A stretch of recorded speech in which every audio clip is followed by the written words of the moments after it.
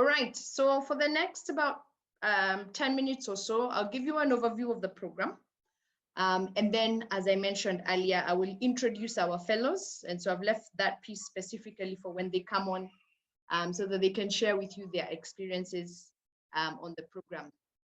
So in this session, this particular individuals you're going to hear from, there's Deborah, there's Andrea, and there's Nizar, and they will tell you a bit about what they've been up to. These are fellows who are graduating at the end of this month, having been on the program on this digital edition since July of 2020. Some quick facts about us as a community. A date starting about 2013, which is when we had our first SIM program. So SIM standing for Social Innovation Management Program. We currently have over 540 fellows coming from over 60 countries. And a big part of the program is apprenticeship. So we've placed about 340 and more people on apprenticeships. You can see our gender divide, or our gender structure, which is representative of what we see in the development sector, working with over 150 employer partners. And when we run surveys or when we do evaluations with our fellows, they tell us that over 93% of them tell us that the program has helped them develop a career as a change maker. And where are these people located? So just to give you a sense of the geography, we have heavy representation coming out of Brazil, and there's a significant portion out of the African continent and sprinkles in other parts of the world. We are hoping to have, we do have some percentages that are not yet represented here, but just to give you an overall sense of the distribution around the fellows. And in terms of physical presence, it is where we have our black buttons here. So Sao Paulo in Brazil, Nairobi, Kenya, and Bangalore in India. So a bit about the organization. Who are we? What do you sign up to when you choose to be part of the community? You are joining a community of people who are committed to social change.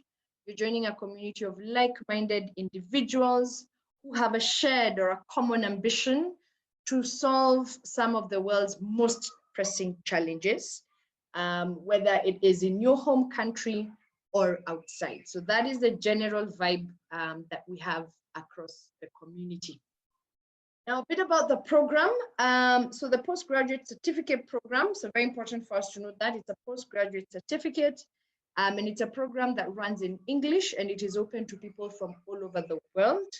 Structurally, it is a 5-month program, which we run fully digitally, having run a very successful session that started in July of last year. We also have, in the second half of this year, we are looking at a 6-month blended edition where people will do 3 months online and 3 months in person in Nairobi, starting for the month of June. And I'll give you a bit more details. But just for your reference, in terms of the focus today, we are looking at the possibility of kicking off for the digital one, which will begin in March. What do we base our educational model on, or our pedagogy? Our pedagogy sits on 3 pillars: to help our fellows build experience, to build your expertise, and to build insights about yourself. And when we talk about experience, what does this entail? The first thing that is critical or core to the program is what the fellows will present to you shortly. Learning by doing, where you get an opportunity to actually come up with a social innovation project of your own and think about it from start to scratch through to the prototyping phase. And then the other part around experience is for fellows who are not, for people who are not already in employment, or even if you're in employment, there is a concept of the apprenticeship. It is a core element of the program. It is an opportunity for you to create change, or to attempt to create change from within an organization. And we do this by matching our fellows to or people who are not working to apprenticeship organizations. And for those of you who are already working in your organizations, an opportunity for you to come up with a project within the organization where you work. The part around building expertise, we do this through structuring of 10 courses that are led by leading global practitioners. So we have a robust faculty, which I'm sure you've already seen from the website, who are leaders or experts in their fields. These are people who have been there, done that, they've been in the space of innovation, and therefore they add a lot of value by sharing their experiences. We build the curriculum together and they come to us, they come to share the knowledge that they have with us. We also invite guest speakers, people who have knowledge and expertise in their fields, to come and inspire our fellows and give them a sense of what real life innovation looks like. The final piece is around learning about yourself. And we have a specific part of our curriculum that we call the inner journey. And this comes from the perception that in order for one to lead an organization, to lead an entity, or to lead a project, to be part of a project, you need to be able to have a sense of self. So we spend a lot of time examining our leadership parts, checking our alignment with our passions, exploring what our purpose could be as we go through that. And we do that through a lot of peer coaching and reflection. In terms of the focus, as I had mentioned, a big output for the program, because we are talking about the social innovation program, is a very hands-on program, is how we distinguish ourselves from a number of the other similar programs that are there in the space. And it is through this that you have an opportunity to, one, identify a concern that you have around the world and really examine why indeed that concern is important to you. Come up with an idea to solve that particular problem. Go ahead to test an idea with your real life audience and see what the results of that are. So we have a framework for innovation through which we help our fellows develop a solution for a problem that they want to solve for the society. And our fellows will shortly tell us what that experience was like for them. For those who might need to get a bit more details and to help you with the planning, this is what a typical week in the SIM program looks like. So we've said it's a 5-week program that will begin on the 1st of March through to the end of July. And in each of the weeks, you will have about 5 to 6 hours of webinars and an additional 8 hours of independent work. So a typical week at the SIM has 2 days of webinar and another about 2 to 3 hour webinars, and then another session where we work in smaller groups to build further knowledge around the program. The calendar is always availed just before we start the program, but this is to give you an overall sense of what does it look like in terms of the amount of time you would need to allocate. There is also quite a lot of independent work, so prep work, assignments, reading to prepare yourself, and group discussions to help us build our knowledge and our ability to work together in groups. So just some overall perspectives from the planning for the cohort that will begin in March.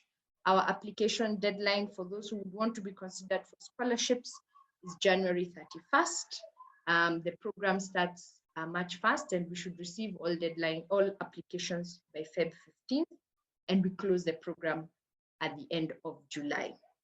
So I want to pause here.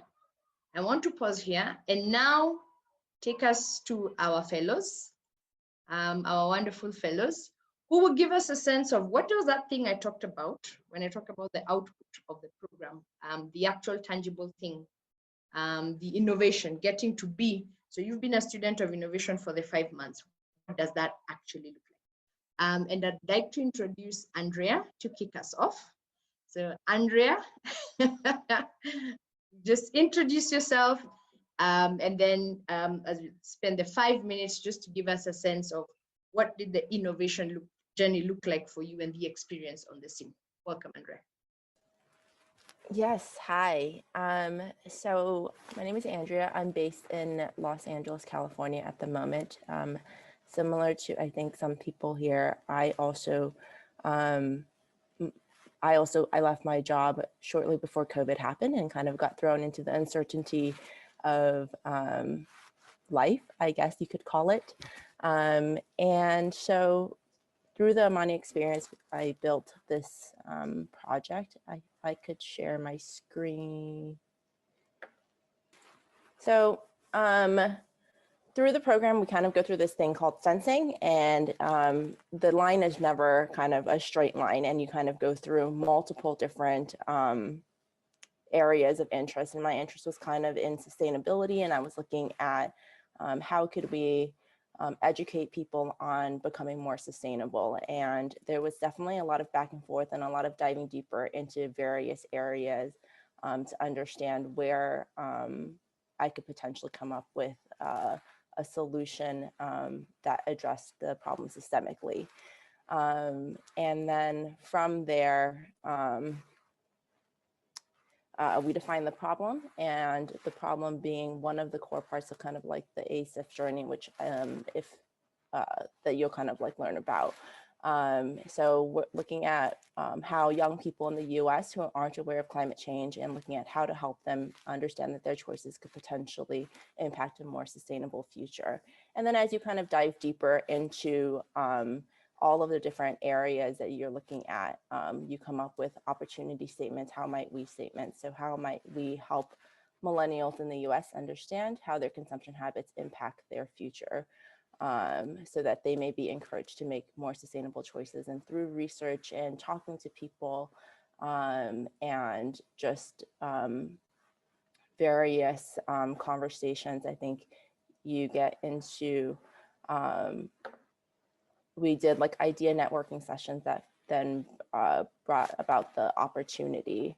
Can't really see my screen at the moment, but yes, this is kind of like the process that we went through.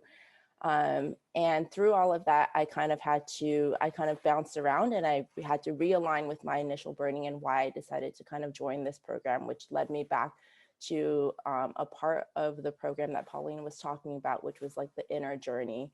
And a couple years ago, when I took a trip to Bali, I realized the severity of the climate crisis by swimming in an ocean of plastic. And I don't think I fully understood it until I was really put into that experience myself. And it wasn't intentional. And I think that shock factor really triggered something in me to want to change and to be part of the social impact space. So then therefore the solution kind of was triggered. So what I came up with was an experiential museum called Experience Earth. So making an assumption that if people had the opportunity to, or if people experience what I experience, would they be also triggered to do more? Would they also be triggered to want to change if they could feel and experience what I did themselves? Because I think a lot of people who know what's going on, they don't really understand it just because it's so far away. And I think through the research and through talking to people, that's kind of what you understand. So in terms of prototyping, because a real life museum wasn't possible during this time, through the prototype and looking at how to potentially provide this experience in other ways, I built a website that allowed people to kind of navigate through similar experiences through activating different parts of their senses. So this is kind of like the website, and you go through a series of different rooms, as you call it, and it takes you through this journey. So as you walk onto the beach for your first surf lesson, and it starts with a black screen, you hear the sound of the waves, and then you're kind of confronted with this ocean of plastic. And then as you go through a series of different rooms, you see forest fires.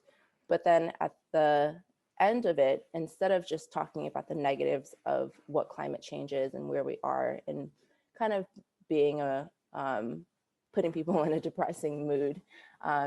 There's also this side of looking at how to take art and still make it educational.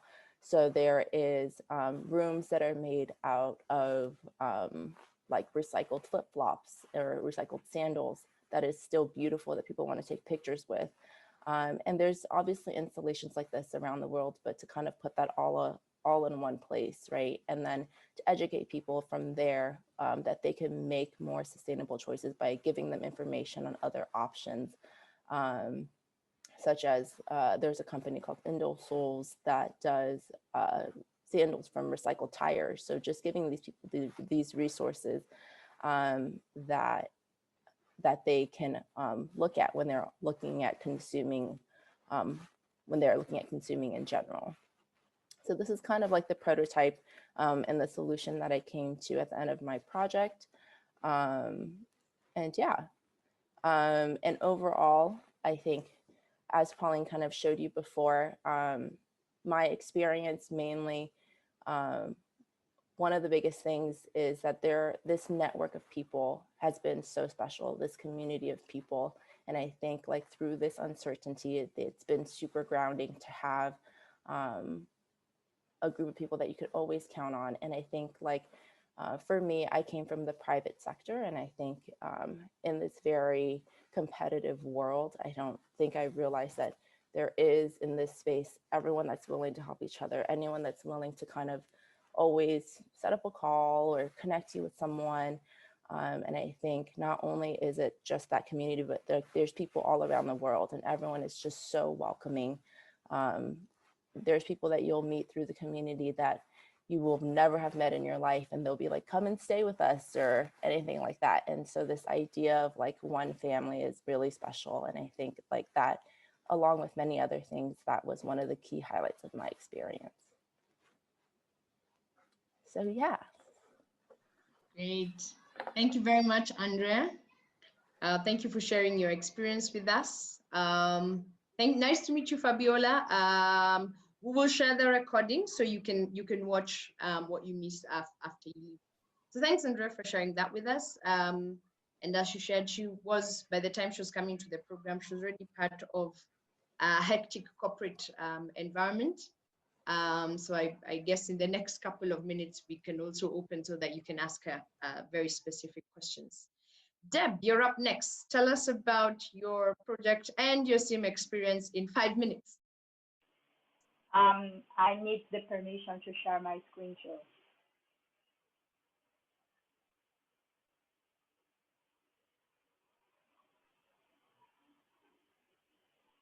Okay, sweet.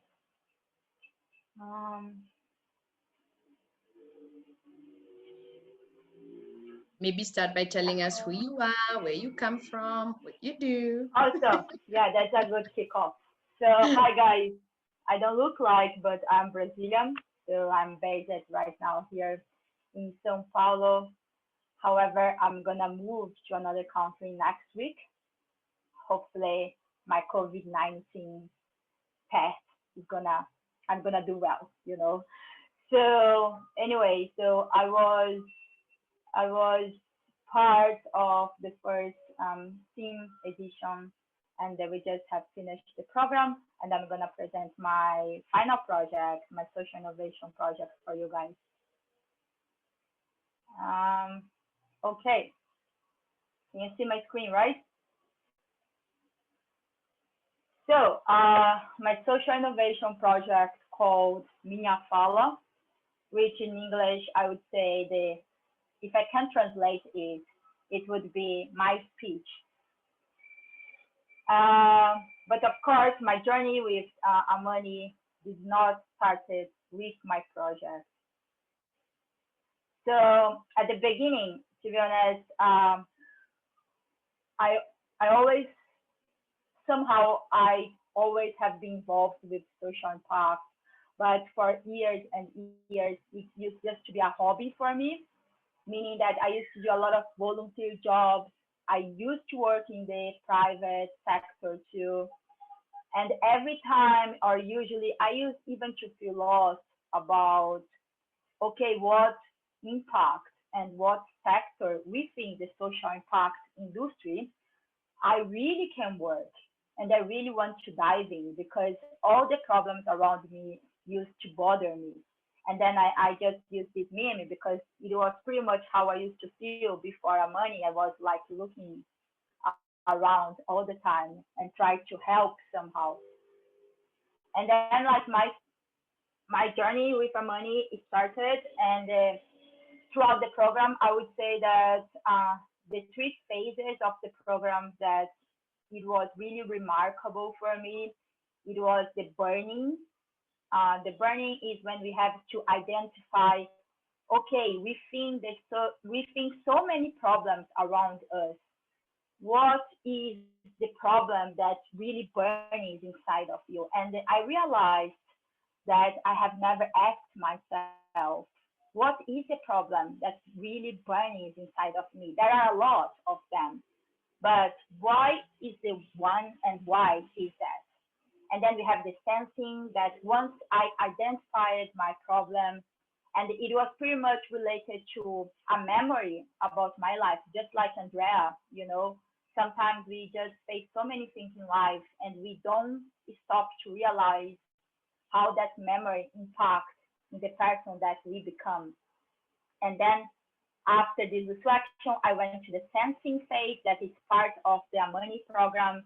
So they gave me all the tools to dive into my trauma and do a research about this problem that really bothered me years ago, and what's going on, what already exists in the industry, and also help to improve the same problem.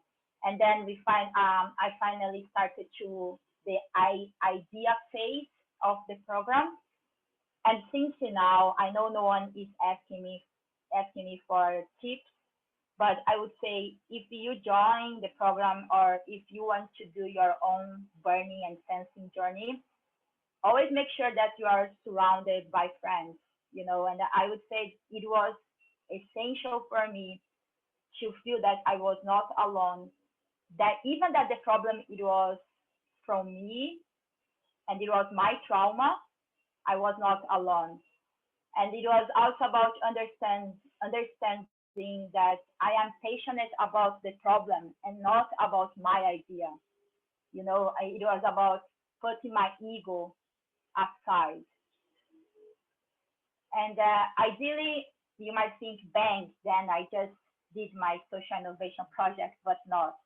So then, like, after all these, like a lot of conversations, a lot of classes, and then researching, and then thinking about an idea, a project, talking to a lot of people, researching again.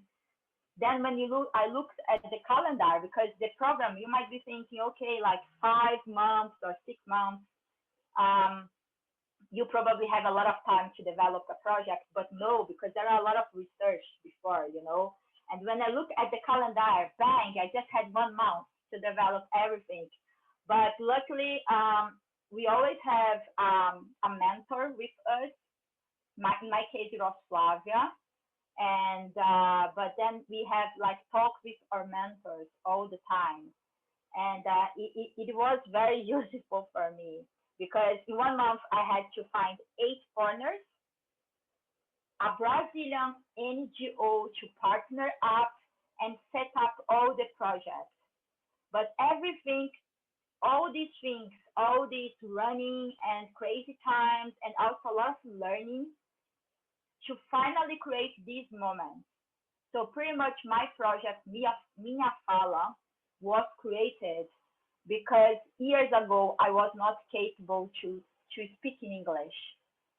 And once I learned English a few years ago, just a few years ago, I realized that the most of young or even Brazilian people, they don't speak English yet here. And English, it is still a social tool in my country.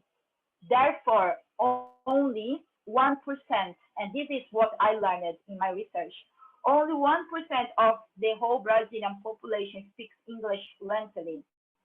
So a lot of opportunities are still given just for privileged people who come from privileged backgrounds. So the project Fala, developed in my Amani program,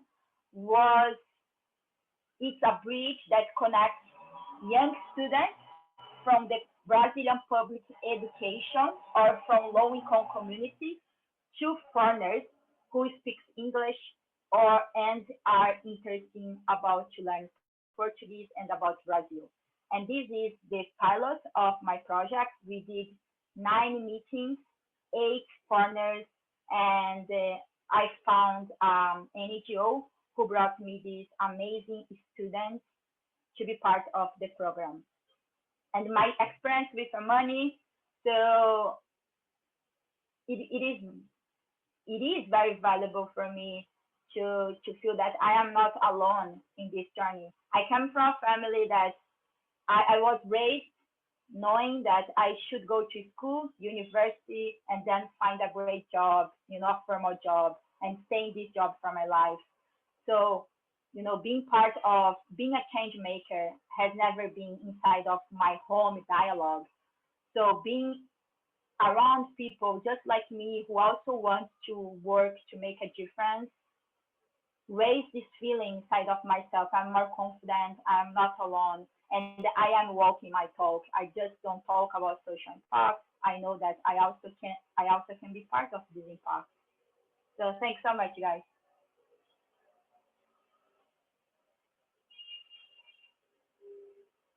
Great, thank you so much, Julia. Thank you so much, Deb. Sorry, thank you so much, Deb, for sharing your experience and for giving us a sense of what the process looks like for you. Finally, we have Nizar. Nizar will introduce himself, and he'll also give us a sense of. So Nizar was working full time, and he continues to work full time, and still doing the program.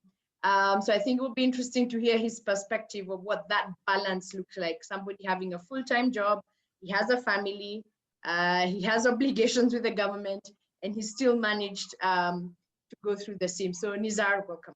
Thank you, Pauline. It's my pleasure to see you all again. I am Nizar Slaibi. I'm from Jordan. I am currently working as a project manager for one of the big projects here in Jordan that is targeting Jordanian and refugees. So my first advice for you, ladies, that you still have time to run away. You can escape. You can escape now, but this is not true. You will benefit a lot from this experience. For me, it wasn't easy at all. As Pauline mentioned, 8 working hours, and most of the time I'm in the field with the staff, 8 to 10 hours. And then you have the course and a lot of assignments. But before talking about my project, I think I will talk about the support that you will have from all of them. So you will have a coach, and this helped me a lot to do this with my team as well. So you will learn how to support others and how you can move this to your beneficiaries in the field. So I will share my screen with you to talk about my project.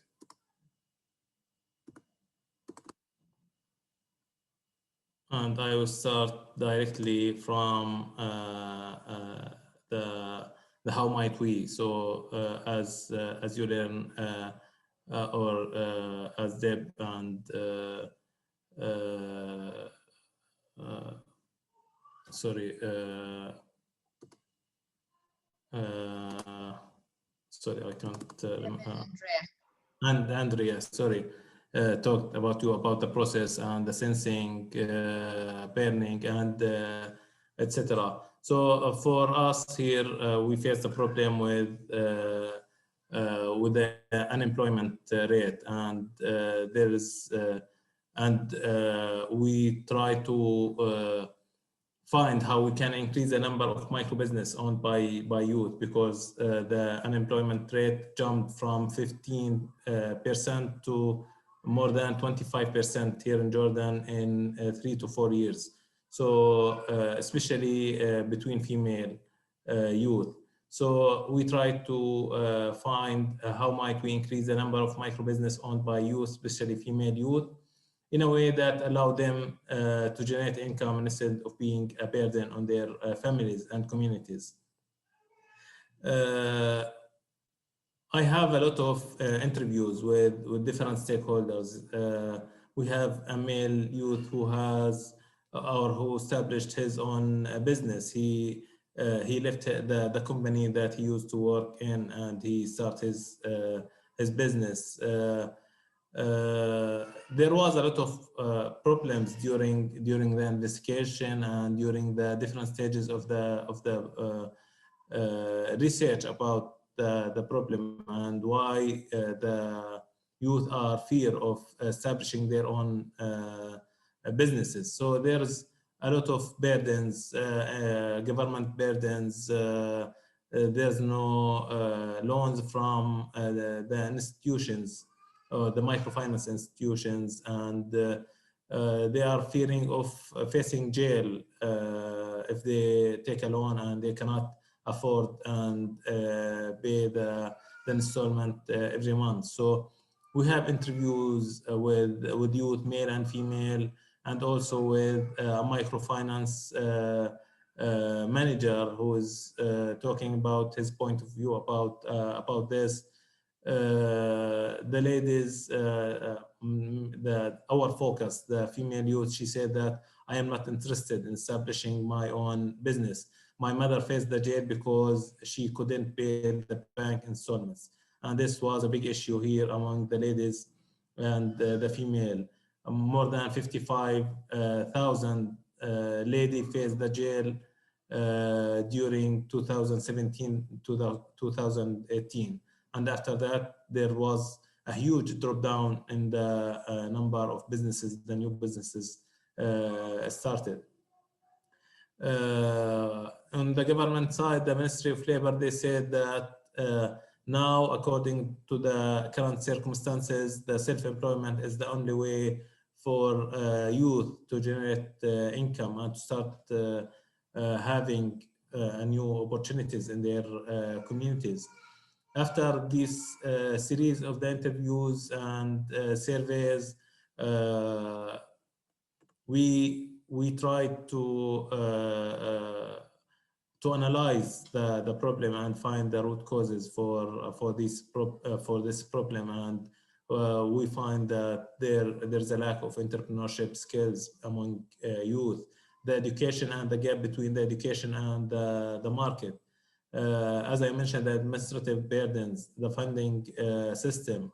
So there is a tools that we can use, and Amani team, they provide us with a couple of tools that we can use. One of them is how to validate the ideas, because when you discuss the ideas, the solutions with different stakeholders, you can have more than one idea to solve the problem. So we apply the ideas on this according to this tool: what, how, why, and the different questions about the social innovation criteria, and how we can implement this, and what is the expected social impact from this project. And after that, we agreed with the different stakeholders, or especially the targeted women, that we need to have a dialogue between the different stakeholders, because each one of them is working in a silo, and they are not listening to each other, and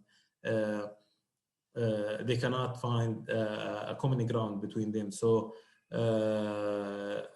This suggests the private sector, NGOs, microfinance institutions, the youth, Ministry of Youth, Ministry of Labor, universities. So we tried to find or to have a dialogue between all of them to discuss this. We discussed the idea with the youth, male, female, and with a project team inside the organizations. And we find that the open discussion with the different stakeholders will be useful, and we need to have a larger discussion with the youth before we jump or we start this dialogue.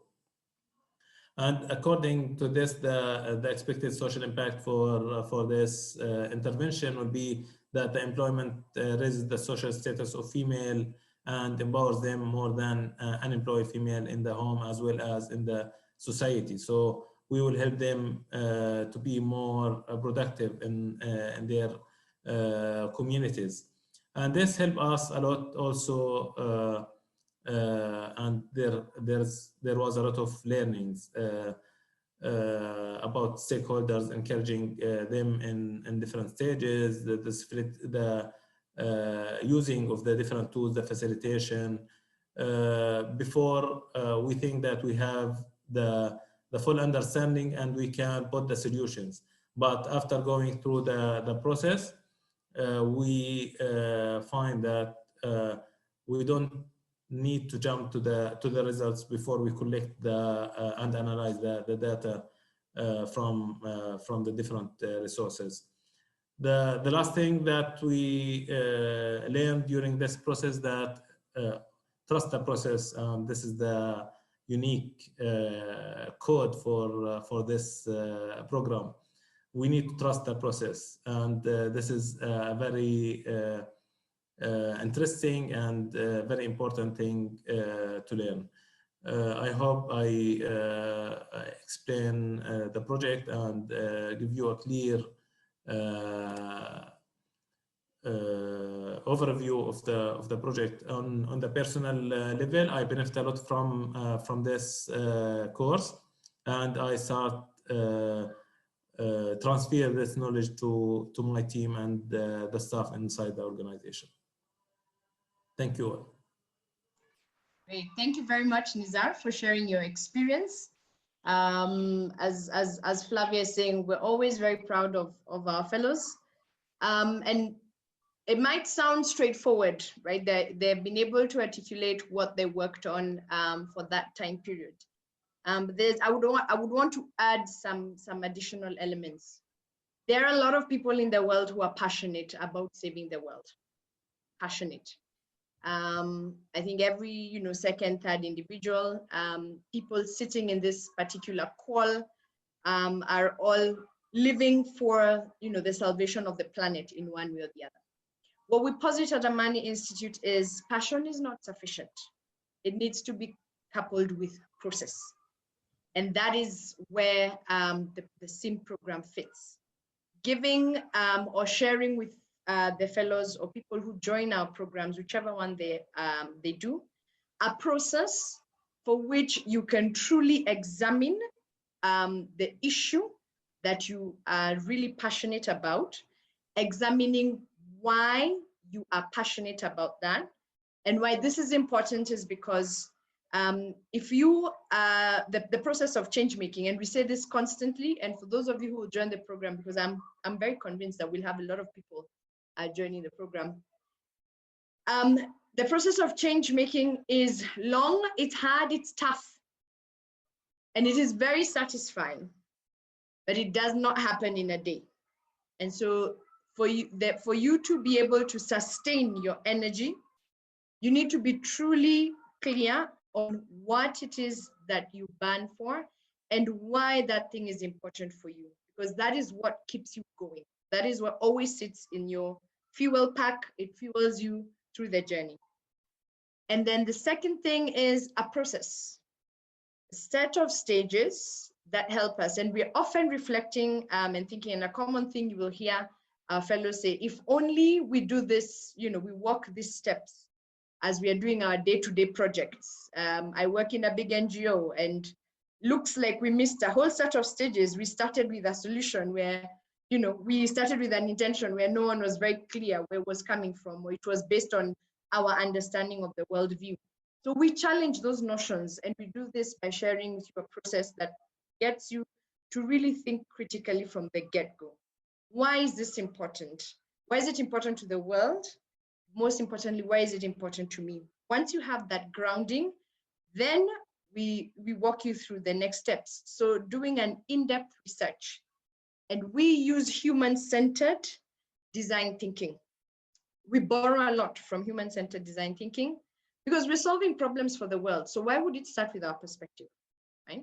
If you're solving a problem for a beneficiary, then the beneficiary perspective is very critical. It is the reason why a number of solutions that we've seen, and there's lots of examples in the development world, a number of solutions are developed, and the constituencies for which you develop the solution don't take it up. Think of the number of modern toilets that have been built around the world for pastoralist communities, or school structures for pastoralist communities that are then laid, they stay bare, or they are turned into stores, for storing grain, because the people who are working on the solution did not take a minute to speak to the community and ask, what do you truly need? And then solving for what they actually need. The third thing that we're very big on is something we call guided mastery. So if you remember all from what the conversations that the fellows have said, we build a support structure around the fellows that basically walks them through the stages. We are in complete appreciation that people are doing life on a daily basis. And so we are here to help you succeed. And so you work in teams, you're assigned to a mentor or a coach, someone who helps you walk through the stages and supports you. And we're not interested in as much as the result, as much as we're interested in the process. For us, the journey is, so the end state is important, but the journey is what is important. So if you, from what the fellows have shared, they are in the beginning of their journey on innovation and solving problems for the community. They're in the beginning stages of their impact stories, and they have now been equipped with a set of skills, mindsets, tools, practical skills, professional skills through the courses, an exploration of the mindset that then powers them to move forward. So I want to pause here and open the floor now for anyone who has any questions. I really like the conversations that are happening in the chat. We continue to be open and available for anyone who has any follow-up questions. Our fellows are always very eager as well to answer any questions you might have. So I want to encourage anyone who might have a burning question to just turn on the mic, ask your question so that we can answer it, or put out a statement to the world that we can then respond to.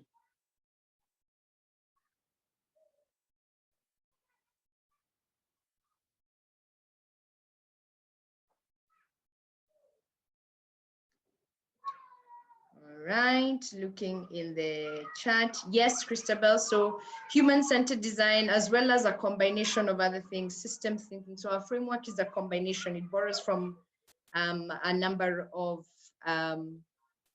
social impact philosophies that then put together to develop a process or a framework through which you would follow to help you develop your idea. And I think some of the terminology has been referenced, and if you're familiar with design thinking, you might hear some of that. All right, good stuff. Okay, very good. Thank you, Ananya. Very good. Yeah, very glad you could join and to hear it from people who've been through the process. It's very important. It's not enough to read from our website. The website just whets your appetite. Christabel, your hand is up. Go ahead. Thank you so much, Pauline, and thanks to all who presented to us. I'm really intrigued with the program. Fortunately, I was able to apply for the program last year successfully, but due to financial constraints, I couldn't proceed to the end. So I'm inquiring about the scholarship opportunities. How does it work? If you could kindly give an in-depth to that, that would be great. Back to you, All right. Pauline. Okay, good stuff.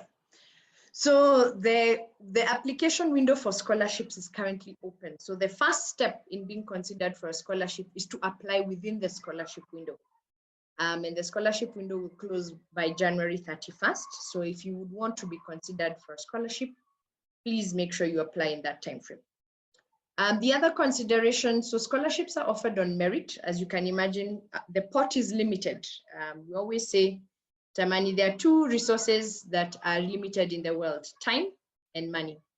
And we want to make sure we use, we maximize the resources that are available. So we always try and distribute the scholarship based on merit.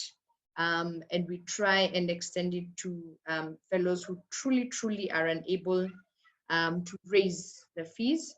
So we always say, if you're in any position to raise as much as you can, that would be very helpful. Not just for yourself, but also to help us, to give others a bit more opportunity for us to distribute the few resources that we have. So the first step for you is to apply within the scholarship window, and hopefully see what happens from there. Okay, thank you so much. Welcome. I think like Deborah, who is here, had scholarship. I think some of the people who had scholarship can share a little bit of the process too, no? Nisa, I'm not quite sure by head now. But Yeah, if you can, I can. share that a little bit about your process, how you asked for the scholarship, the volunteer, how you got in touch with money by the first time, the volunteer that made for us in advance, and tell a little bit about that. Okay, yeah, sure. So when I first heard about Amani, I started to do a volunteer job that ended up not going to the end because of COVID-19. So, but because of the volunteer job, I had my really first contact with Amani. I also start to understand the methodology applied in the program and help them, right? Because at first I started the volunteer job not thinking about the scholarship, but really to get to know more about Amani. But I reckon that at the end of the day, it was a win-win, right? So, and then I applied for the scholarship, and so for me, I'm not quite sure if you have, Christabel, any specific question about the essay, for example, or about what I said in my interviews, but it was not complicated. It's something that I'm pretty sure that you can nail in, I would say, 2 days, one day to write down, or the next day to review. And then if everything goes well, they will call you for interview. But it's pretty much about your journey, every single essay. So there is no logic test or any, tough question that you have to answer. So, but feel free to message me. So if you have any specific question in mind. Just adding to, thanks, Deb. Just adding to that, like just for information, some data from our last cohort, we had 33 people, and we had 18 scholarships that go from 20 to 90%. Most part of them are not so big. It would be like 2/3, 1/3. But it's a little bit subjective, the process, in the sense that it will depend a little bit from the other people that also ask for scholarships, because we try to prioritize among everybody, okay? Having in mind the region and gender and all the classifications that society made us. Great, thank you, Deb and Flavia. All right, good stuff. Anyone else with another question? I know we had promised to close at the top of the hour, and I see we are 8 minutes after, but very happy to keep staying and keep talking. Marissa. All right, okay, very good. Thank you, Marissa. We hope we've inspired you sufficiently. So as we close out, we'll share the recording, so keep interacting with us. We have additional sessions where we will be sharing more about the program in the next couple of days throughout the month of January. So again, just for your recap, for the cohort that will begin in March, applications are open. The scholarship deadline is up until the 31st of March. We will close our applications overall for the March cohort February 15th. In the cohort that's just graduated, we are graduating 33 students. So it's a program that has a lot of demand, and we're really hoping that you can be part of it. And we finish in July for that specific cohort. In terms of when we're having our next information sessions, our website, as you know, is up there. Next 14th, so today's the 7th, so next week Thursday at a similar time we will have another info session where you get to hear about the apprenticeship, which is the second component of the experience. So when we talked about learning by doing, the first one is our social innovation project, which we've had a lot about today. The second component is the apprenticeships and the apprenticeship project, and we'll talk about that in the session on the 14th. After that, we'll have another session on the 19th where we will talk a bit more depth about the actual skills courses. What do they look like? And then on the 21st, we will give you a sense around the community and the network that we so proudly carry a flag for. So we hope to see you, not just you, but a friend at the next session. We'll have our fellows also joining so that you can also hear from a robust panel. Thank you very much for joining us this evening, this morning, wherever you're dialing in from. We look forward to continuing to interact with you. And if you have any questions, again, don't hesitate to reach out to either us or the fellows. And we're very happy to hear from you. Gigi in the chat is sharing with you the links to the other sessions. So feel free to subscribe so that we can continue to engage with you. As you can see, we spend a lot of time talking to each other. We really enjoy it. So thank you very much for joining us today. And we look forward to seeing you on the 14th for the next session and in our inboxes when you apply to the program. Thank you very much.